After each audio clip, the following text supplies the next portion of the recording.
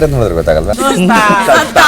Ticket finale ಓಟದಿಂದ ಹೊರ ಕಳಿಸಬೇಕು. ಧನರಾಜ್ ಅವರ ಹೆಸರು ಮಾರಿಯಬ್ಬ ಜಾತ್ರೆಯಲ್ಲಿ ಬಲಿ ಕೊಟ್ಟದ್ದು. ಫಸ್ಟ್ 2-3 ವೀಕ್ಸ್ ಸ್ವಲ್ಪ ಹಿಂಜರಿತಾ ಇದ್ರು. ಧನು ಗೌತಮಿಗಿಂತ ವೀಕಾ? ಇಲ್ಲಿ ಒಬ್ಬನೇ ಆಡ್ತಿರೋದು ರಜತ್. ಒಂದ್ ಇಂಚ್ ಐತೆ, ಇನ್ನೊಂದು ಚೂರು ಟಚ್ ಆದ್ರೆ ತ್ರಿವಿಕ್ರಮ್ ಈ ಆಟವನ್ನು ಗೆದ್ದಿದ್ದಾರೆ. ಹಾಯ್ ಹಲೋ ನಮಸ್ಕಾರ. ಸ್ಮಾರ್ಟ್ ಸ್ಕ್ರೀನ್ ಯೂಟ್ಯೂಬ್ ಚಾನೆಲ್ಗೆ ಸ್ವಾಗತ. ನಾನು ಶ್ವೇತಾ ಕಲಕಣಿ. ಫಿನಾಲೆ ಟಿಕೆಟ್ ಗುದ್ದಾಟದಲ್ಲಿ ಸ್ಪರ್ಧಿಗಳು ತಮ್ಮವರನ್ನ ಗೆಲ್ಲಿಸಲು ಬಚಾವ್ ಮಾಡಲು ಹನುಮಂತು ಧನರಾಜ್ನನ್ನ ಹರಕೆ ಕುರಿ ಮಾಡಿದ್ರ ಗೊತ್ತಾಗ್ತಾ ಇಲ್ಲ. ರಜತ್ ತ್ರಿವಿಕ್ರಮ್ನ ಗೆಲ್ಲಿಸಲು ಹನುಮಂತನಿಗೆ ಬ್ಯಾಗ್ ಮೇಲೆ ಬ್ಯಾಗ್ ಇಟ್ಟು ಹನುಮಂತನನ್ನ ಟಾರ್ಗೆಟ್ ಮಾಡಿದ್ದಕ್ಕೆ ಹನುಮಂತು ಸೋತ್ರು. ತ್ರಿವಿಕ್ರಮ್ ಫಿನಾಲೆ ಟಿಕೆಟ್ ಆಟಕ್ಕೆ ಆಯ್ಕೆಯಾದ್ರು. ಇವತ್ತಿನ ಪ್ರೋಮೋದಲ್ಲಿ ಮಂಜು ಗೆಳತಿ ಗೌತಮಿನ ಸೇವ್ ಮಾಡಲು ಹೋಗಿ ಧನರಾಜ್ ನನ್ನ ಫಿನಾಲೆ ಟಿಕೆಟ್ ಆಟದಿಂದ ಹೊರಗಿಟ್ಟು ಹರಕೆ ಕುರಿ ಮಾಡಿದ್ರು. ವೀಕೆಂಡ್ ನಲ್ಲಿ ಇವರುಗಳ ಕುತಂತ್ರದ ಆಟದ ಬಗ್ಗೆ ಕಿಚ್ಚ ಸುದೀಪ್ ಅವರು ಆಗಾಗ ಬೆವರಳಿಸ್ತಾರೆ ಅನ್ನೋದು ಗೊತ್ತಿದ್ರೂ ಸಹಿತ ಯಾಕೆ ಇವರು ಹೀಗ್ ಮಾಡ್ತಾರೆ ಅನ್ನೋದೇ ಗೊತ್ತಾಗ್ತಾ ಇಲ್ಲ. ಹಾಗಾದ್ರೆ ಏನೇನಾಯ್ತು ಬನ್ನಿ ನೋಡ್ಕೊಂಡು ಬರೋಣ. ಬಿಗ್ ಬಾಸ್ ಈ ಫಿನಾಲೆ ಟಿಕೆಟ್ಗಾಗಿ ಸರಣಿ ಟಾಸ್ಕ್ ಗಳನ್ನ ಕೊಡ್ತಾ ಇದ್ದಾರೆ. ಈ ಸಂದರ್ಭದಲ್ಲಿ ಭವ್ಯ, ಮೋಕ್ಷಿತಾ, ತ್ರಿವಿಕ್ರಮ್, ಹನುಮಂತ ಅವರು ಆಟದಲ್ಲಿ ಗೆದ್ದಿರೋ ಕಾರಣಕ್ಕಾಗಿ ಫಿನಾಲೆ ಟಿಕೆಟ್ ಆಟ ಆಡಲು ಇವರು ಹತ್ತಿರವಾಗಿರ್ತಾರೆ. ಸೊ ಇವರು ಫಿನಾಲೆ ಟಿಕೆಟ್ ಆಟಕ್ಕೆ ಇವರು ಸೆಲೆಕ್ಟ್ ಆಗಬೇಕು ಅಂತ ಅಂದ್ರೆ ನಿಲುವಿನ ಗೆಲುವು ಆ ಆಟವನ್ನ ಗೆಲ್ಲಬೇಕಾಗಿರುತ್ತೆ. ಯಾರು ಆ ಆಟದಲ್ಲಿ ವಿನ್ ಆಗ್ತಾರೆ ನೋಡಿ ಅವರು ಫಿನಾಲೆ ಟಿಕೆಟ್ ಆಟ ಆಡಲು ಆಯ್ಕೆ ಆಗ್ತಾರೆ ನೇರವಾಗಿ. ಸೊ ಈ ಸಂದರ್ಭದಲ್ಲಿ ಈ ನಾಲ್ವರು ಈ ಆಟ ಆಡುವಂತಹ ಸಂದರ್ಭದಲ್ಲಿ ಇಲ್ಲಿ ಮೊದಲನೇದಾಗಿ ಭವ್ಯ ಅವರು ಔಟ್ ಆಗ್ತಾರೆ, ನಂತರ ಮೋಕ್ಷಿತಾ ಔಟ್ ಆಗ್ತಾರೆ. ತದನಂತರ ಇಲ್ಲಿ ತ್ರಿವಿಕ್ರಮ್ ಮತ್ತೆ ಹನುಮಂತನ ನಡುವೆ ಜಿದ್ದಾಜಿದ್ದಿ ಫೈಟ್ ಅಂತೂ ಇರುತ್ತೆ. ಸೊ ಇಲ್ಲಿ ನಾವು ತುಂಬಾ ಅಪ್ರಿಶಿಯೇಟ್ ಮಾಡಬೇಕಾಗಿರೋ ವಿಚಾರ ಏನು ಅಂತಂದ್ರೆ ಹನುಮಂತ ಅವರು ನೋಡಲು ಫಿಸಿಕಲ್ ಆಗಿ ಅಷ್ಟಾಗಿ ಫಿಟ್ ಆಗಿ ಕಾಣಿಸಲ್ಲ. ಬಟ್ ಹಳ್ಳಿ ಹೈದನಾಗಿರುವಂತಹ ಕಾರಣಕ್ಕಾಗಿ ಅವರು ಫಿಟ್ ಆಗೇ ಇದ್ದಾರೆ, ಸಮರ್ಥರಾಗೇ ಇದ್ದಾರೆ. ಬಟ್ ಇಲ್ಲಿ ಜಿಮ್ ಬಾಡಿ ಆಗಿರುವಂತಹ ತ್ರಿವಿಕ್ರಮ್ ಅವರು ನೋಡಲು ಕಟ್ಮಸ್ತಾಗಿದ್ದಾರೆ. ಅಂದ್ರೆ ಅವರು ದೈತ್ಯವಾದಂತಹ ದೇಹವನ್ನ ಹೊಂದಿದ್ದಾರೆ. ಹೈಟ್ ಆಗಿರ್ಬೋದು, ಪರ್ಸನಾಲಿಟಿ ಆಗಿರ್ಬೋದು, ಅವರ ದೇಹದ ಮಸಲ್ಸ್ ಆಗಿರ್ಬೋದು. ಸೊ ಎಲ್ಲಾ ರೀತಿಯಾಗಿ ಫಿಟ್ ಆಗಿರೋ ಕಾರಣಕ್ಕಾಗಿ ತ್ರಿವಿಕ್ರಮ್ ಅವರ ಬಲವನ್ನ ಚೆಕ್ ಮಾಡಲು ಸ್ಪರ್ಧಿಗಳು ತ್ರಿವಿಕ್ರಮ್ ಅವರಿಗೆ ಹೆಚ್ಚು ಬ್ಯಾಗ್ಗಳನ್ನ ಇಡ್ತಾರೆ. ತ್ರಿವಿಕ್ರಮ್ ಅವರು ಬಲದಲ್ಲಿ ಎಷ್ಟು ಸಾಮರ್ಥ್ಯವನ್ನ ಹೊಂದಿದ್ದಾರೆ ಅನ್ನೋದನ್ನ ಚೆಕ್ ಮಾಡಬಹುದು ಅಂತ ಹೇಳಿ ವೀಕ್ಷಕರು ಕಾದಿದ್ರು. ಆದ್ರೆ ಏನ್ ಮಾಡ್ತೀರಾ, ಹನುಮಂತನಿಗೆ ಹೆಚ್ಚು ಬ್ಯಾಗ್ಗಳನ್ನ ಇಟ್ಟು ತ್ರಿವಿಕ್ರಮ್ ಅವರನ್ನ ಗೆಲ್ಲಿಸೋ ಪ್ರಯತ್ನವನ್ನ ರಜತ್ ಅವರು ಮಾಡಿದ್ರ ಅಂತ ಹೇಳಿ ಒಂದು ಪ್ರಶ್ನೆ ಈಗ ಎದುರಾಗ್ತಾ ಇದೆ. ಭೂಮಿಯಿಂದ 1 ಇಂಚು ಮಾತ್ರ ಅಂತರದಲ್ಲಿ ಹನುಮಂತನ ಬ್ಯಾಗ್ಗಳಿದ್ವು. ಇನ್ನೇನು ಕೈ ಬಿಟ್ಬಿಟ್ರೆ ಅಥವಾ ಒಂದ್ ಸ್ವಲ್ಪ ಏನಾದ್ರೂ ಅವರು ಅಲ್ಗಾಡಿ ಬಿಟ್ರು ಕೂಡ ಅವರ ಬ್ಯಾಗ್ಗಳೆಲ್ಲವೂ ಕೂಡ ನೆಲಕ್ಕೆ ಹತ್ತುವಂತ ಹಂತದಲ್ಲಿತ್ತು. ಸೊ ಲಾಸ್ಟ್ ಸಮಯದಲ್ಲಿ ಹನುಮಂತನಿಗೆ ಅರ್ಥ ಆಯ್ತು ಅನ್ಸುತ್ತೆ, ಇವರೆಲ್ಲರ ಟಾರ್ಗೆಟ್ ನಾನೇ ಆಗಿದ್ದೀನಿ. ಸೊ ಇವರೆಲ್ಲರೂ ನನ್ನನ್ನ ಕುರಿ ಮಾಡಬೇಕು ಅಂತ ಹೇಳಿಗೆ ಅತಿ ಹೆಚ್ಚಾಗಿ ಬ್ಯಾಗ್ಗಳನ್ನ ನನ್ನ ಹೆಗಲಿಗೆ ಹಾಕ್ತಾ ಇದ್ದಾರೆ. ಸೊ ಹೀಗಾಗಿ ನಾನು ಸೋಲ್ಬೇಕು ಅಂತ ಹೇಳಿ ನನ್ನ ಟಾರ್ಗೆಟ್ ಮಾಡ್ತಾ ಇದ್ದಾರೆ. ಬಟ್ ಅವರು ಕೊನೆಯ ಹಂತದವರೆಗೂ ಕೂಡ ಅವರು ತುಂಬಾ ಚೆನ್ನಾಗಿ ಜಿದ್ದಿನ ಫೈಟ್ ಅನ್ನ ಕೊಟ್ಟರು. ಇನ್ನು ಸ್ವಲ್ಪ ಹೊತ್ತು ನಿಲ್ಲಬೇಕು ಅಂತಂದ್ರೂ ಕೂಡ ಆಲ್ಮೋಸ್ಟ್ ಆ ಬ್ಯಾಗ್ಗಳೆಲ್ಲವೂ ಕೂಡ ನೆಲಕ್ಕೆ ಟಚ್ ಆಗ್ತಾ ಇತ್ತು. ಮತ್ತೆ ರಜತ್ ಮತ್ತೆ ಸ್ಪರ್ಧಿಗಳೆಲ್ಲರೂ ಸೇರಿ ಹನುಮಂತನನ್ನೇ ಟಾರ್ಗೆಟ್ ಮಾಡ್ತಾ ಇರೋದು. ಇಲ್ಲಿ ಹನುಮಂತನಿಗೆ ಅದು ಅರ್ಥ ಆಗಿ ಆಯ್ತು ಬಿಡು ದೋಸ್ತ, ನಾನು ಕೈ ಬಿಡ್ತೀನಿ ಅಂತ ಹೇಳಿ ಆ ಎಲ್ಲಾ ಬ್ಯಾಗ್ಗಳನ್ನ ಅವ್ರು ಕೈ ಬಿಟ್ಬಿಡ್ತಾರೆ. ಸೊ ಆಟದಿಂದ ಹನುಮಂತು ಸೋಲ್ತಾರೆ. ತ್ರಿವಿಕ್ರಮ್ ಅವರು ಗೆದ್ದು ಈ ಫಿನಾಲೆ ಟಿಕೆಟ್ ಆಟಕ್ಕೆ ಅವರು ನೇರವಾಗಿ ಆಯ್ಕೆ ಆಗ್ತಾರೆ. ಇಲ್ಲಿ ನೋಡಿ, ಹನುಮಂತನಿಗೆ ಇರುವಂತಹ ಬ್ಯಾಗ್ಗಳೇನಿದ್ವಲ್ಲ, ಅವರಿಗೆ ಅವ್ರ ಹೆಗಲಿಗೆ ಹಾಕಿರುವಂತಹ ಬ್ಯಾಗ್ಗಳಲ್ಲಿ ಅರ್ಧ ಬ್ಯಾಗ್ಗಳು ಕೂಡ ಇಲ್ಲಿ ತ್ರಿವಿಕ್ರಮ್ ಅವರ ಹೆಗಲಿಗಿರ್ಲಿಲ್ಲ. ಸೊ ಹಾಗಾಗಿ ಆರಾಮಾಗಿ ತ್ರಿವಿಕ್ರಮ್ ಅವರು ಆ ಬ್ಯಾಗ್ಗಳನ್ನ ಬ್ಯಾಲೆನ್ಸ್ ಮಾಡ್ತಾ ಇದ್ರು, ನಿಂತ್ಕೊಂಡಿದ್ರು. ತುಂಬಾ ಹೊತ್ತುಗಳ ಕಾಲ ನಿಂತ್ಕೊಂಡಿದ್ರು ಆರಾಮಾಗಿ. ಬಟ್ ಹನುಮಂತು ಒದ್ದಾಡಿದ್ದು ಮಾತ್ರ ಅಷ್ಟಿಷ್ಟಲ್ಲ. ಬಿಸಿಲಿನಲ್ಲಿ ಅಷ್ಟೆಲ್ಲ ಬ್ಯಾಗ್ಗಳನ್ನ ಅವ್ರ ಹೆಗಲಿಗೆ ಹಾಕಿದ್ರು. ತುಂಬಾ ಕಂಟ್ರೋಲ್ ಮಾಡಿಕೊಂಡು ಒಂದು ಒಳ್ಳೆ ಜಿದ್ದಿನ ಫೈಟ್ ಅನ್ನ ಹನುಮಂತು ಕೊಟ್ರು ಅಂತಂದ್ರೆ ತಪ್ಪಾಗಂಗಿಲ್ಲ.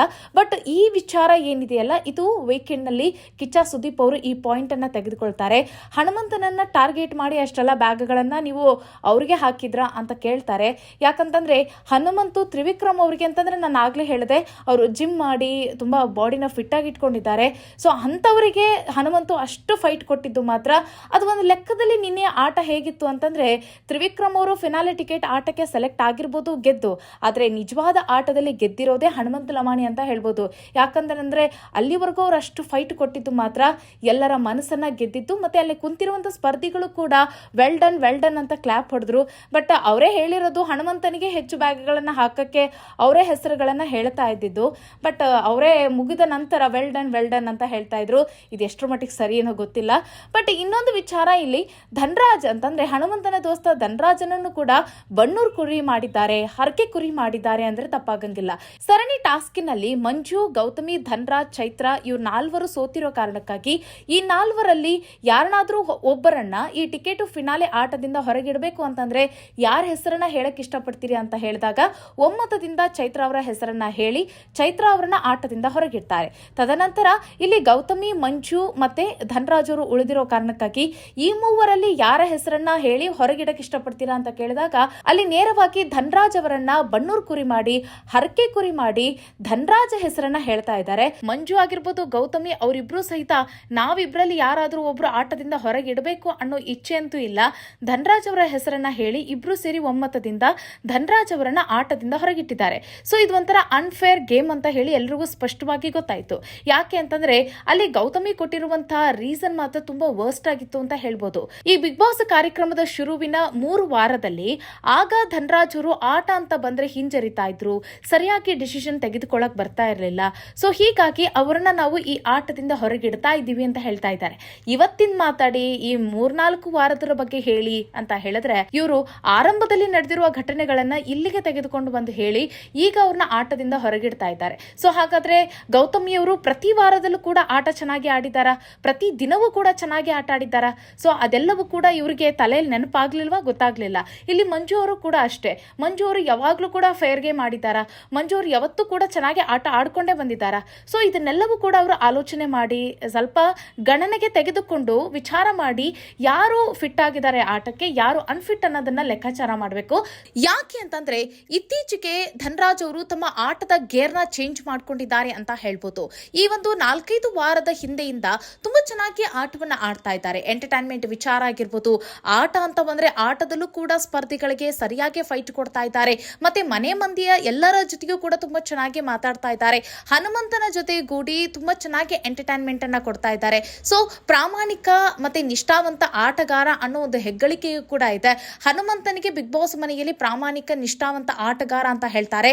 ಅದರ ಜೊತೆಗೆ ಧನರಾಜ್ ಕೂಡ ಸೇರ್ಪಡೆಯಾಗಿದ್ದಾರೆ. ಮತ್ತೆ ಇತ್ತೀಚೆಗೆ ಧನರಾಜ್ ಅವರ ಪ್ರಾಮಾಣಿಕ ಆಟಕ್ಕಾಗಿ ಕಿಚ್ಚನ ಚಪ್ಪಾಳೆ ಕೂಡ ಸಿಕ್ಕಿದೆ. ಸೊ ಇಷ್ಟೊಂದು ಇಂಪ್ರೂವ್ಮೆಂಟ್ ಆಗಿರುವಂತಹ ಧನರಾಜನನ್ನ ಸೊ ಗೌತಮಿ ಅವರಿಗೆ ಯಾವುದೇ ರೀಸನ್ ಕೊಡಕ್ ಆಗದೆ ಇರೋ ಕಾರಣಕ್ಕಾಗಿ ಇವರು ಆರಂಭದಲ್ಲಿ 3 ವಾರ ಚೆನ್ನಾಗಿ ಆಟ ಆಡಿಲ್ಲ ಅನ್ನೋ ಒಂದು ಕಾರಣವನ್ನ ಕೊಟ್ಟು ಅವ್ರನ್ನ ಆಟದಿಂದ ಹೊರಗಿಟ್ಟಿದ್ದು ಮಾತ್ರ ವೀಕ್ಷಕರ ಕೆಂಗಣ್ಣಿಗೆ ಮಂಜು ಮತ್ತೆ ಗೌತಮಿ ಗುರಿಯಾದ್ರು ಅಂತ ಹೇಳ್ಬೋದು. ಯಾಕೆ ಅಂತಂದ್ರೆ ಇವರಿಬ್ರು ತಮ್ಮನ್ನ ಸೇವ್ ಮಾಡ್ಕೊಳ್ಳೋ ನೆಪದಲ್ಲಿ ಇಲ್ಲಿ ಧನರಾಜ್ಗೆ ಇಲ್ದೇ ಇರೋ ನೆಪ, ಇಲ್ದೇ ಇರೋ ಕುಂಟ ನೆಪಗಳನ್ನ ಹೇಳಿ ಅವ್ರನ್ನ ಆಟದಿಂದ ಹೊರಗಿಟ್ರು ಅಂತ ಹೇಳಿ ಜನಗಳ ಕಣ್ಣಿಗೆ ಇವರು ತುಂಬಾ ಚಿಕ್ಕವರು ಆದ್ರು ಅಂತ ಹೇಳ್ಬೋದು. ನೋಡೋಣ ಕಿಚ್ಚನ ಪಂಚಾಯಿತಿಯಲ್ಲಿ ಗೌತಮಿ ಮತ್ತೆ ಮಂಜನಿಗೆ ಯಾವ ರೀತಿಯಾಗಿ ಬೆವರಳಿಸ್ತಾರೆ ಅಂತ ಹೇಳಿ. ಇವರು ನಾವಿಬ್ರು ಇಂಡಿವಿಜುವಲ್ ಆಟಕ್ಕೆ ಇಳಿದಿದ್ದೀವಿ, ನಮ್ಮಿಬ್ಬರ ಫ್ರೆಂಡ್ಶಿಪ್ ಏನೇ ಇದ್ರು ನಾವು ಹೊರಗೆ ಇಟ್ಕೊಳ್ತೀವಿ, ಮನೆಯಲ್ಲಿ ಅದೆಲ್ಲವೂ ಕೂಡ ಬ್ರೇಕಪ್ ಆಗಿದೆ ಅಂತ ಹೇಳ್ತಾ ಇದ್ದಾರೆ. ಸುಮ್ಮನೆ ಮಾತಿಗೆ ಮಾತ್ರ ನಾವಿಬ್ರು ಫ್ರೆಂಡ್ಶಿಪ್ ಕಟ್ ಮಾಡ್ಕೊಂಡಿದ್ದೀವಿ, ಇಂಡಿವಿಜುವಲ್ ಆಟ ಆಡ್ತಿದೀವಿ ಅಂತ ಹೇಳ್ತಾ ಇದ್ದಾರೆ. ಬಟ್ ಇವರು ತಮ್ಮ ಆಟದ ಮೂಲಕ ಆಗಿರ್ಬೋದು, ತಮ್ಮ ನಡವಳಿಕೆ ಮೂಲಕ ಅದ್ಯಾವುದು ಕೂಡ ನಡೀತಾ ಇಲ್ಲ ಮನೆಯಲ್ಲಿ. ಇವರಿಬ್ರು ಒಬ್ಬರೊಬ್ಬರನ್ನ ಸೇವ್ ಮಾಡ್ಕೊಳ್ತಾ ಇದ್ದಾರೆ, ಇವರಿಬ್ರು ಜೊತೆಗೂಡಿಯೇ ಆಟ ಆಡ್ತಾ ಇದ್ದಾರೆ ಅನ್ನೋದು ಮಾತ್ರ ಇಲ್ಲಿ ಸ್ಪಷ್ಟವಾಗಿ ಗೊತ್ತಾಗ್ತಾ ಇದೆ. ನೋಡ್ಬೇಕು, ಮಂಜಣ್ಣ ಅವರು ತಮ್ಮ ತಂಗಿಗೆ ಪ್ರಾಮಿಸ್ ಬೇರೆ ಮಾಡಿದ್ರು, ಅದೆಲ್ಲವನ್ನು ಕೂಡ ಬ್ರೇಕ್ ಮಾಡಿ ಮತ್ತೆ ಗೌತಮಿ ಜೊತೆ ಅದೇ ಹಳೆ ಆಟವನ್ನೇ ಆಡ್ತಾ ಇದ್ದಾರೆ. ಇದೆಲ್ಲಿ ತೆಗೆದುಕೊಂಡು ಹೋಗುತ್ತೆ ಅನ್ನೋದನ್ನ ನೋಡ್ಬೇಕಾಗುತ್ತೆ. ಸೊ ಹೀಗಾಗಿ ರಜತ್ ಅವರು ಮಂಜು ಅವರಿಗೆ ಒಂದು ಮಾತು ಹೇಳ್ತಾರೆ, ಗೌತಮಿಗಿಂತ ಧನರಾಜ್ ಅವರು ವೀಕ್ ಆಗಿದ್ದಾರೆ ಅಂತ ಕೇಳ್ತಾರೆ. ಆಗ ಮಂಜು ಅವರು ಒಂದು ಮಾತು ಹೇಳ್ತಾರೆ ರಜತ್ಗೆ, ಇಲ್ಲಿ ನಾವೆಲ್ಲರೂ ಸೇರಿ ಇಂಡಿವಿಜುವಲ್ ಆಟಕ್ಕೆ ಬಂದಿದ್ದೀವಿ, ಯಾರು ಯಾರನ್ನ ಜೊತೆ ಆಟ ಆಡಬೇಕು ಅಂತ ಹೇಳಿ ಜೊತೆಗೂಡಿ ಆಟ ಆಡ್ಲಿಕ್ಕೆ ಬಂದಿಲ್ಲ ನಾವು ಅಂತ ಹೇಳಿ ಮಂಜು ಅವರು ಹೇಳ್ತಾ ಇದ್ದಾರೆ. ಸೊ ಇಲ್ಲಿ ಧನರಾಜನನ್ನ ಇಲ್ಲಿ ಬಣ್ಣೂರು ಕುರಿ ಮಾಡಿ ಧನರಾಜನನ್ನ ಆಟದಿಂದ ಹೊರಗಿಟ್ರಲ್ಲ ಗೌತಮಿ ಮತ್ತೆ ಮಂಜು, ಮತ್ತೆ ಇವ್ರು ಮಾಡಿದ್ದೇನು, ಇವರಿಬ್ರು ಜೊತೆಗೆ ಸೇರಿನೇ ಅಲ್ವಾ.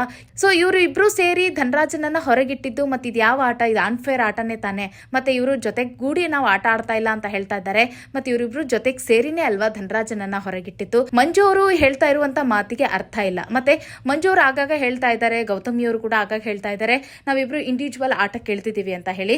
ಬಟ್ ಆದ್ರೂ ಕೂಡ ಎಲ್ಲರಿಗೂ ಕೂಡ ಗೊತ್ತಾಗ್ತಾ ಇದೆ, ಮಂಜು ಆಗಿರ್ಬೋದು ಗೌತಮಿ ಆಗಿರ್ಬೋದು ಇಬ್ರು ಕೂಡ ಒಬ್ರಿಗೊಬ್ರನ್ನ ಸೇವ್ ಮಾಡ್ಕೊಳ್ತಾ ಇದ್ದಾರೆ ಅನ್ನೋದು. ಸೊ ಇವರಿಬ್ರು ಇನ್ನು ಯಾವಾಗ ಬುದ್ಧಿ ಕಲಿತಾರೆ ಅನ್ನೋದು ಗೊತ್ತಾಗ್ತಾ ಇಲ್ಲ. ಇನ್ನು ಮತ್ತೊಂದು ಕಡೆ ರಜತ್ ಅವರು ಮಂಜು ಅವ್ರಿಗೆ ನೀತಿ ಪಾಠ ಹೇಳ್ತಾ ಇದ್ದಾರೆ. ನೀವು ಧನರಾಜನ್ ಅವರನ್ನ ಹೊರಗಿಟ್ರಲ್ಲ, ಸೊ ಗೌತಮಿಗಿಂತ ಧನರಾಜ್ ವೀಕ್ ಅಂತ ಕೇಳಿದ್ರಲ್ಲ, ಹಾಗಾದ್ರೆ ನಾವು ಇಲ್ಲಿ ರಜತ್ ಅವರು ಮಾಡಿರೋ ಕೆಲಸ ಎಷ್ಟರ ಮಟ್ಟಿಗೆ ಸರಿ ಅನ್ನೋದು ಕೂಡ ಅನಲೈಸ್ ಮಾಡ್ಬೇಕಾಗತ್ತೆ. ರಜತ್ ಅವರು ಬ್ಯಾಗ್ ಮೇಲೆ ಬ್ಯಾಗ್ ಅನ್ನ ಹೋಗಿ ಹನುಮಂತನಿಗೆ ಇಡ್ತಾ ಇದ್ರಲ್ಲ, ಸೊ ತ್ರಿವಿಕ್ರಮ್ ಮುಂದೆ ಹನುಮಂತನನ್ನ ಸೋಲಿಸಬೇಕು ಅನ್ನೋ ಕಾರಣಕ್ಕಾಗಿಯೇ ಅಲ್ವಾ ರಜತ್ ಅವರು ಅಷ್ಟೆಲ್ಲ ಮಾಡಿದ್ದು ಗಿಮಿಕ್ನ. ಸೊ ಅವರು ಅರ್ಥ ಮಾಡ್ಕೊಂಡು ಫೇರ್ ಗೇಮ್ ಆಡೋದಾಗಿದ್ರೆ ಅವರು ತ್ರಿವಿಕ್ರಮ್ಗೆ ಮತ್ತೆ ಹನುಮಂತನಿಗೆ ಸಮವಾಗಿಯೇ ಆ ಬ್ಯಾಗ್ಗಳನ್ನ ಇಡ್ತಾ ಹೋಗ್ತಾ ಇದ್ರು. ಅಲ್ಲಿ ತ್ರಿವಿಕ್ರಮ್ ಅವ್ರನ್ನ ಗೆಲ್ಲಿಸಬೇಕು, ತ್ರಿವಿಕ್ರಮ್ ಅವ್ರನ್ನ ಸೇವ್ ಮಾಡಬೇಕು ಅನ್ನೋ ಕಾರಣಕ್ಕಾಗಿಯೇ ಅಲ್ವಾ ಅಷ್ಟೊಂದು ಹನುಮಂತನಿಗೆ ಬ್ಯಾಗ್ಗಳನ್ನ ಹೊರಸ್ತಾ ಇದ್ದಿದ್ದು. ಸೊ ಯಾರು ಕೂಡ ಫೇರ್ ಗೇಮ್ ಆಡ್ತಾ ಇಲ್ಲ ಅನ್ನೋದು ಇಲ್ಲಿ ಸ್ಪಷ್ಟವಾಗಿ ಗೊತ್ತಾಗ್ತಾ ಇದೆ. ಎಲ್ಲರೂ ಕೂಡ ಅವ್ರವ್ರನ್ನ ಬಚಾವ್ ಮಾಡ್ಕೊಳ್ಬೇಕು, ಸೇವ್ ಮಾಡಬೇಕು ಅನ್ನೋ ಲೆಕ್ಕದಲ್ಲೇ ಎಲ್ಲರೂ ಕೂಡ ಇದ್ದಾರೆ ಅನ್ನೋದು ಗೊತ್ತಾಗ್ತಾ ಇದೆ. ಬಟ್ ಇದೆಲ್ಲವೂ ಕೂಡ ಕಿಚ್ಚನ ಪಂಚಾಯಿತಿಯಲ್ಲಿ ಹೈಲೈಟ್ ಟಾಪಿಕ್ಸ್ ಗಳು ಆಗುತ್ತೆ ಅನ್ನೋದು ನಮ್ಮ ಆಶಯ. ನೋಡೋಣ ಏನಾಗುತ್ತೆ ಅಂತ. ಸುದೀಪ್ ಅವರು ಇವ್ರಿಗೆ ಮತ್ತೆ ಯಾವ ರೀತಿ ಬೆವರಿಳಿಸ್ತಾರೆ, ಕ್ಲಾಸ್ ತೆಗೆದುಕೊಳ್ತಾರೆ ಅನ್ನೋದು. ಒಟ್ಟಿನಲ್ಲಿ ಇವರೆಲ್ಲರ ಮಧ್ಯೆ ಹನುಮಂತು ಮತ್ತೆ ಧನರಾಜ್ ಮಾತ್ರ ತುಂಬಾ ಚೆನ್ನಾಗಿ ಆಟ ಆಡ್ತಾ ಇದ್ದಾರೆ, ಫೇರ್ ಗೇಮ್ ಆಡ್ತಾ ಇದ್ದಾರೆ, ಪ್ರಾಮಾಣಿಕವಾಗಿ ಆಟ ಆಡ್ತಾ ಇದ್ದಾರೆ. ಆಟ ಅಂತ ಬಂದ್ರೆ ಇಬ್ರು ಸಹಿತ ಒಂದೊಳ್ಳೆ ಉತ್ತಮ ಆಟಗಾರರಾಗಿ ಆಟ ಆಡ್ತಾ ಇದ್ದಾರೆ ಅಂತಂದ್ರೆ ತಪ್ಪಾಗಂಗಿಲ್ಲ. ಇದ್ರ ಬಗ್ಗೆ ನಿಮಗೆ ಏನ್ ಅನಿಸ್ತು ಅನ್ನೋದನ್ನ ಕಾಮೆಂಟ್ ಮಾಡಿ. ಇವತ್ತು ಧನರಾಜ್ ಅವರನ್ನ ಫಿನಾಲೆ ಟಿಕೆಟ್ ಆಟದಿಂದ ಹೊರಗಿಟ್ಟಿದ್ದು ನಿಮಗೆ ಸರಿ ಅನ್ನಿಸ್ತಾ ಕಾಮೆಂಟ್ ಮಾಡಿ. ಮತ್ತೆ ಹನುಮಂತನಿಗೆ ಪದೇ ಪದೇ ತಂದು ಹನುಮಂತನ ಹೆಗಲಿಗೆನೆ ಅಷ್ಟೆಲ್ಲ ಬ್ಯಾಗ್ಗಳನ್ನ ಹೊರಿಸಿದ್ರಲ್ಲ, ಅದರ ಬಗ್ಗೆ ನಿಮಗೆ ಏನ್ ಅನಿಸ್ತು? ಮತ್ತೆ ಅಷ್ಟೆಲ್ಲ ಬ್ಯಾಗ್ಗಳನ್ನ ಹೊರಿಸಿದ್ರು ಸಹಿತ ಹನುಮಂತು ಅಷ್ಟೊತ್ತು ನಿಂತ್ಕೊಂಡು ಬ್ಯಾಲೆನ್ಸ್ ಮಾಡಿದ್ರಲ್ಲ ಆ ಆಟವನ್ನ. ಸೊ ಆ ಆಟದ ಬಗ್ಗೆ ನಿಮ್ಗೆ ಏನ್ ಅನಿಸ್ತು ಅನ್ನೋದನ್ನ ಕಾಮೆಂಟ್ ಮಾಡೋದನ್ನ ಮರಿಬೇಡಿ. ಮುಂದಿನ ವಿಡಿಯೋದಲ್ಲಿ ಮತ್ತೊಂದು ವಿಚಾರದೊಂದಿಗೆ ಸಿಗೋಣ. ನಮಸ್ಕಾರ.